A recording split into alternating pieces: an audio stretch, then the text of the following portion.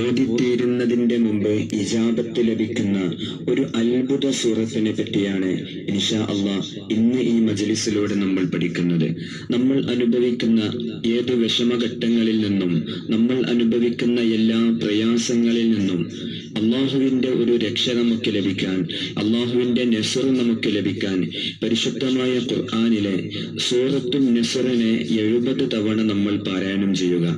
ഏതൊരു അമൽ നമ്മൾ സ്വീകരിക്കുന്ന സമയത്തും ആദ്യമായി മജ്ലിസിന്റെ മശായിഖന്മാരിലേക്ക് നമ്മൾ 7 ഫാത്തിഹ പാരായണം ചെയ്യണം.